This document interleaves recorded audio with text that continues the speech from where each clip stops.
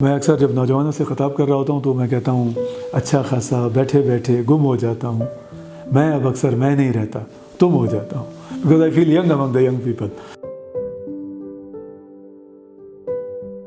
میری زندگی کی خوبی بھی یہی ہے اور خرابی بھی یہی ہے کہ میں ڈس اپوائنٹ نہیں ہوتا، ٹھیک ہے نا۔ مشکلات بہت آتی ہیں کیونکہ بندہ پازیٹیو فگر کو ہمیشہ دیکھے۔ جب میں آپ کو کہتا ہوں آپ اسٹے پازیٹیو، تو میں خود پازیٹیو رہا ہوں تو آپ کو وہ کہتا ہوں نا۔ اگر کوئی آدمی خود نہ رہے تو کسی اور کو پازیٹیو بنا بھی نہیں سکتا نا، کہ اس کی بات میں وہ لاجک یا وزن ہی نہیں رہے گا۔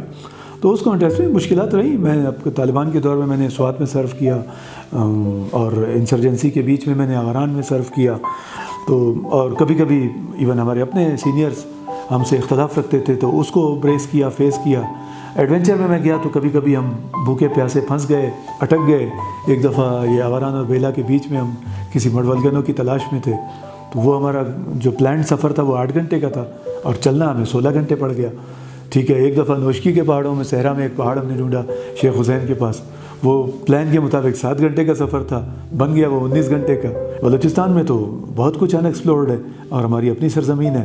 اس سینس میں نے ایز اے پیشن لیا کہ میں جو ہسٹری کا یا کہیں ڈاکومنٹری کا وہ جائزہ لیتا تھا، تو یہاں تو برٹش کے بعد بہت کم لوگوں نے ایکسپلور کیا ہے۔ تو میں نے کہا گورا جب باہر سے آ کے یہاں ایکسپلور کر سکتا ہے، ہم تو پھر یہاں کے اپنے ہیں، ہمیں تو ان سے زیادہ کرنا چاہیے۔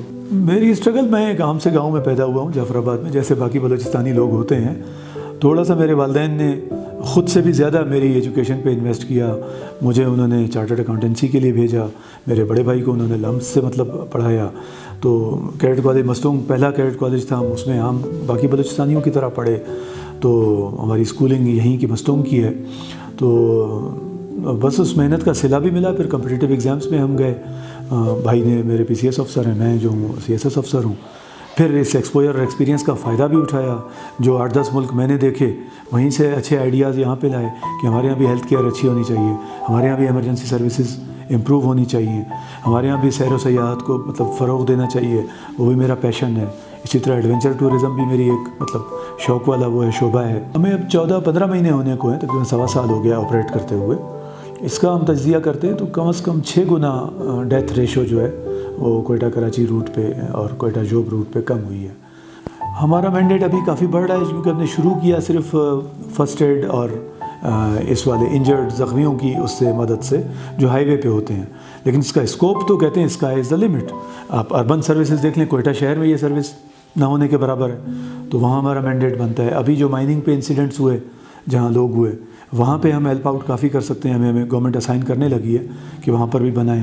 کوسٹل ہائی وے پہ سیفٹی سیکیورٹی کے پیش نظر ہمیں اسپیشلی اسائن کیا گیا ہے کہ پروپوزل دیں اس پر، تو وہ بھی ہم نے سبمٹ کیا ہوا ہے۔ تو اس میں بہت گنجائش ہے۔ اچھا، یہ جو آپ ماؤں بچوں کے حوالے سے پوچھ رہے تھے، اس میں اگر آپ ایمبولینس نیٹ ورک ایک بنا لیں اور اسی طرح کالنگ نمبر پہ اس کو کر دیں، تو کسی کو بھی زچہ بچہ کے لیے سہولت ضرورت ہو، آپ 15-20 منٹ آدھے گھنٹے میں ان کو ایمبولینس پرووائڈ کر دیں۔ ہمارے جو PC1 پروپوزل تھا اس کے مطابق ہر سینٹر پہ 2 ایمبولینسز ہونی چاہیے۔ ہمیں چونکہ فنڈنگ کنسٹرینٹس تھی تو ہم نے فی الحال ایک ایمبولینس اس پہ استعمال کی ہے، اور آگے دیکھیں گے جیسے جیسے بڑھے گا تو اس کو کریں گے۔ اب 25 سینٹرز پورے بلوچستان میں بننے ہیں تو 50 ایمبولینسز میں ہونی ہے، لیکن فی الحال ہمارے پاس صرف 20 ایمبولینسز ہیں۔ ہماری جو ڈرائیونگ ہیبٹس ہیں نا، روڈ سیفٹی کو ہم پرائرٹی نہیں دیتے۔ کچھ اس میں کوتاہیاں کمزوریاں ایسی بھی ہیں کہ کچھ ہائی ویز پہ ہماری ٹریفک زیادہ ہے تو ان کو شاید براڈ کرنا مانگتا ہے، جیسے کوئٹہ کراچی روڈ ہے تو۔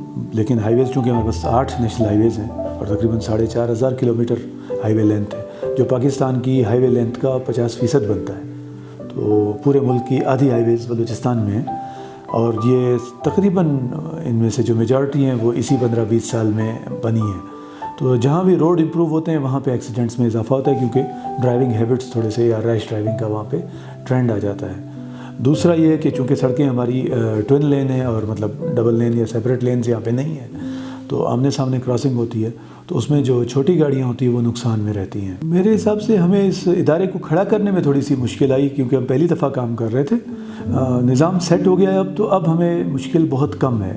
سو مچ سو میں بلکہ کہوں گا کہ آئی ایم ایلیٹڈ ٹو شیئر کہ ہمیں تو لوگوں نے زمین، بلڈنگ، جو چیز ہمیں ضرورت پڑی اس مقصد کے لیے انہوں نے فری آفر کی، چاہے گورنمنٹ نے چاہے پرائیویٹ کسی نے، اونلی بیکاز یہ جان بچانے والا کام ہے تو لوگ باقاعدہ اس کا ثواب لینا چاہتے ہیں۔ कोविड-19 ऐसा था कि हमारा एक बैच पास आउट होकर रेस्क्यू वालों का आ चुका था, दूसरा पास आउट होने वाला था, उस दौरान कोविड आ गया।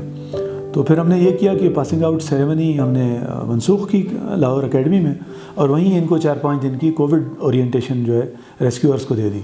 और वो जब यहाँ पे आए तो यहाँ भी हमने कोविड के पेश नज़र हाईवेज़ पे लॉकडाउन किया हुआ था, तो हमने फिर इनको हाईवेज़ पे प्लेस करने के बजाय यहीं शहर में सैंपल कलेक्शन पे लगा दिया। तो 1122 पे कॉल आ जाती थी और उसके मरीज़ के सिम्टम वगैरह या उससे बातचीत करके अंदाज़ा हो जाता था। तो सिंपल केस होता था तो आउटराइट हमारी एम्बुलेंस चली जाती थी उसका सैंपल लेने, और उसको फातिमा जिन्ना हॉस्पिटल तक जहाँ हमारी लैब थी वहाँ पहुँचा देते थे। PPHI के हवाले से तो पूरा बलूचिस्तान ही हमारा मैंडेट है, हर ज़िले में हमारा दफ्तर और BHUs जैसे मैंने बताया कि मौजूद हैं। और 1122 जो है ये वाली मर्क सर्विसेज ये सिर्फ हाईवे ओरिएंटेड है। फ़िलहाल टेस्ट बेसिस पे हम कोयटा सिटी में अभी शुरू करने जा रहे हैं।